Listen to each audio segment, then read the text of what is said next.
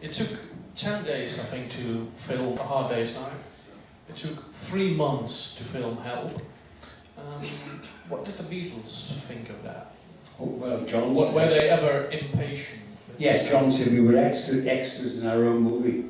You see, it became a big production then. Suddenly it was, whoa, money was there, and Hollywood was there, and all the families were there. Can you imagine? All the families came to the location because they wanted to meet the Beatles. Of course, I can understand it. But they were all there. It became a big, huge production. And they felt a bit lost. I remember John came in one day with this jacket, and he said to Dick last day, Dick, I've designed this jacket you see with these buttons. Could I wear that in the film? And Dick went,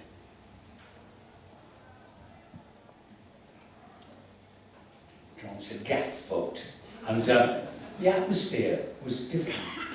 Dick had become a genius behind his own hands. Poor bastard had to follow the success of Hard Day's Night. I can see that now. But then the atmosphere was different. He had to follow this. And so the Beatles were sidelined in a way because they know all this production stuff and all this stuff going on. We were in Austria, in Obertauern. John said, come Vic, look at this. We were in, God almighty, we were in Salzburg. He said, Vic, come and look at this. And on the balcony, as far as you could see, there were tens of thousands of Austrians, as far as you could see, right in the distance, all these young people. And the Beatles took combs from their pockets, made Hitler moustaches out of the combs, and went, and those young people laughed. It was the young talking directly to the young. That's why the sixes were important. It was the first time where young people could talk to young people without any intermediary. That's why it was important. And so only the Beatles could have got away with that in Salzburg, and the young people understood it. It was good. That's why, you go around the world, in areas in the world then, it had to be stopped. Because people became Beatle fans and then French, Beatle fans and then German, Beatle fans and then, that had to be stopped. Because countries want their people to be country first and whatever they do second. They were Beatle lovers first. That was very dangerous then, Well, I shouldn't go on about that. Go on, sorry. Apart from being with them on the film set, you also were present at one of their recording sessions at Abbey Road. Yeah. Do you remember which one it was? What did they record? Let Me Lie, Hide Your Love Away was the song I heard first, for they were writing this for Help. John said, come up to the studio when we work. I said, well, I don't want to bother you. He said, Vic, only the fucking bores turn up. So I would not go and bother them, but I went up and sat in the studios with them. And then Mal Evans, they'd say, bacon butty, bacon butty, bacon butty. And mug of tea, mug of tea, mug of tea. And they all had these, it was a family unit in those studios. It was not sending out to the canteen or going for special meals to come in with sandwiches, cups of tea, and sitting around, is this any good? Good Lord. How different were they in the studio, professionally speaking, compared to the film set? Well, on the film set, they did get stoned a bit. I got a lot of close-ups because sometimes they were so stoned they was just sitting there laughing on the floor.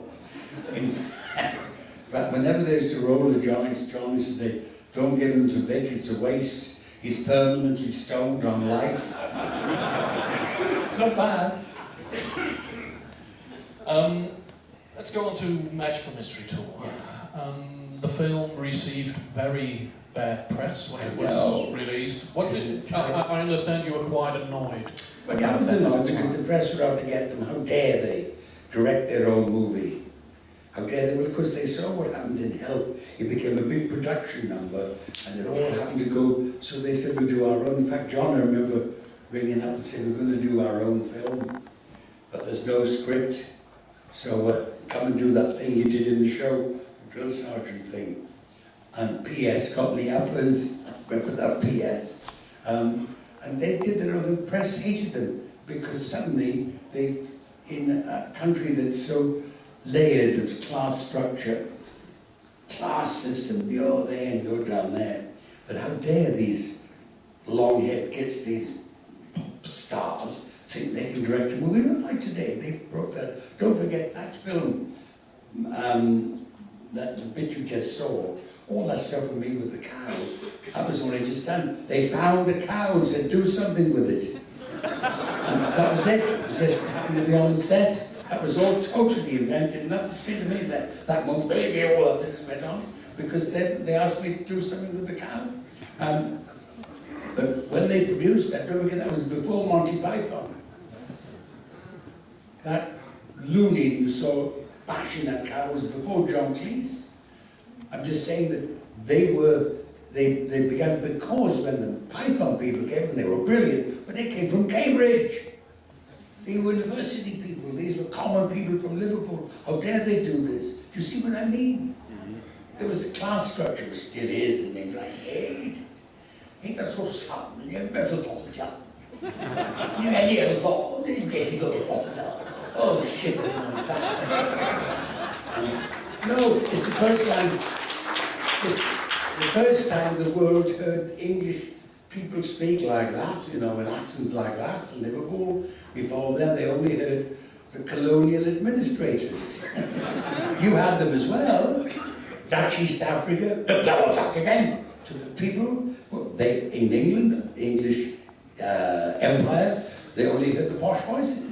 Suddenly the world heard Liverpudlian, Liverpool voices. All resounding, and that's why they were attacked in the press. How dare they? But if they come from Cambridge or Oxford and were kind of upper class, it was okay.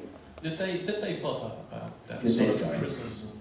Did they bother that sort of criticism? Well, they were a bit despondent, but I remember that when we had the party for the opening of Magic Mystery Tour, I remember John's dad jumping up and saying, "My son's paying for all this." He said, "Sit down." Oh, dear God. Open up a can of beans here, sorry. Of the four of them, I think you got along best with John. Yeah, well, John I saw the most, yes. Because he was inquisitive, he wanted to know things. You took him to French movies, I think. Yes, he said, "You never go anywhere." I said, "Well, let's go out." And I took him to see Beeld Geluid with Catherine Deneuve, directed by Louis Buñuel. John was so absolutely struck by that film. He stayed in the cinema all day. It was a continuous movie. He was living on orange juice and peanuts, watching this film. He couldn't believe it. Extraordinary things. And I took him to see The Desert Song, an old English musical. Give me the men who suck up the men. And we were sitting in a box with a bottle of champagne and hash sandwiches. Great day. And one day we were writing the play together. He said, "Let's go somewhere warm." I thought he meant another room, and we ended up in Africa.